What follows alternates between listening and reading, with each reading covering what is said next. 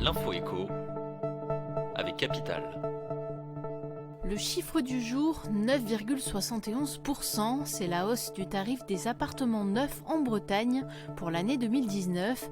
Et non, l'envolée des prix de l'immobilier ne touche pas que les logements anciens. En un an, les maisons neuves ont aussi vu leur cote grimper de 3,2% et les appartements de 4,4%. Cette augmentation a notamment touché les Pays de la Loire et les Hauts-de-France, où les appartements ont coûté 5 à 7% plus cher qu'en 2018. Cependant, certaines régions n'ont pas suivi cette tendance, au contraire.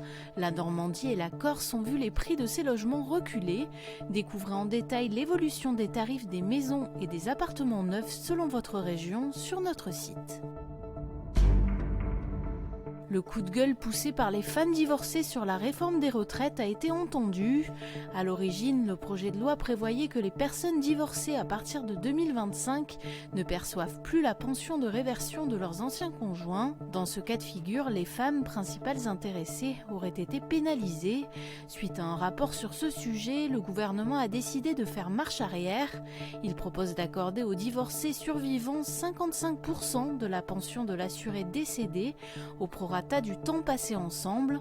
Ce droit sera fixé sous condition de ressources. Capital aborde le mécanisme de cette mesure et les autres annonces faites pour rassurer les femmes. L'info pratique Capital, vous employez une nounou ou une femme de ménage chez vous. Depuis début 2020, le prélèvement à la source s'applique aux employés à domicile, mais nombreux sont les particuliers qui se demandent comment effectuer cette nouvelle démarche. Concrètement, la première obligation est de déclarer la rémunération que l'employeur va verser, nous a expliqué l'expert patrimonial Stéphane Absolu. Attention, il s'agit ici du montant brut à transmettre au site du CESU ou de Page Emploi selon le cas. Ces plateformes se chargent de calculer et de vous communiquer le montant net d'impôt à reverser à votre salarié. Retrouvez les conseils de notre expert sur cette question dans le grand rendez-vous de l'épargne de Capital. On termine avec Orchestra Pré-Maman. Le groupe a annoncé lundi une réorganisation impliquant la fermeture de magasins ainsi que des suppressions d'emplois. Au total, le groupe va supprimer 302 postes en France, notamment en fermant 2 entrepôts à Montpellier, mais en parallèle, il en créera 143, dont 130 à Arras.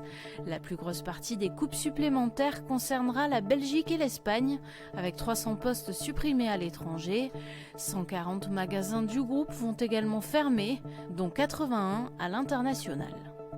C'était l'info écho avec Capital.